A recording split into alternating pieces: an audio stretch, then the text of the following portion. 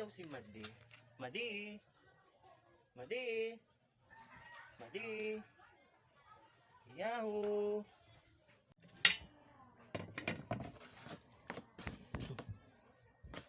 Kasi magkanagang upload na yan.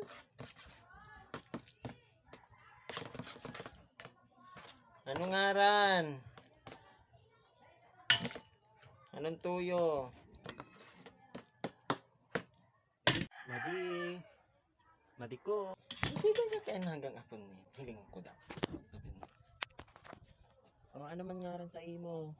Matayaw ka digdi Madi. Anong tuyo mas ako? Madya gisa lang dagos kalugudan. Madya. Ay Madi. Yung layo ko. May tuyo ako sa imo. Hindi malo. Madya na. Aray na aga Madi. Hindi magtukaw. Ay tumukaw ka na. Mahapot ka pang pwedeng magtukaw ka na. Ano man ang tuyo mo sa ko, tayo na paigdi ka sa kuya. Madi, may barita ka ng makurbra kita sa 4-piece. Sisi man nagsabi sa imo.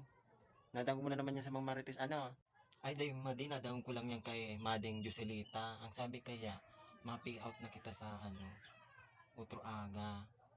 Ganyan, may tuyo ako sa imo. Pwede mag-utang, pambayad nyo lang yung kuryente. Ano nga rin si Madi? At ang mahal na nga kitang hagrak, mautang ka pa. Si 500 lang. Na pandagdag lang sa ko. Sa pambabayad ng kuryente. 200 pa man lang kanya sa kuya. Di bali si 100 yung babayadan ko ay. Tamayo akong ipangutang sa imo. Tamayo akong kwarta.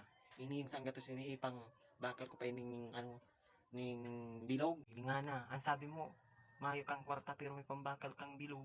Ay ano nang si Madi, patawag mo na ako maski 500 lamang, tamayo akong pambayad ng kuryente. Ay, tamayo, sabi madunong man ang pamayo mo. Di man ka mag-utang kay Marites, nagulpi itong kwarta, gulpi din itong masasakop ng mamamaritisan.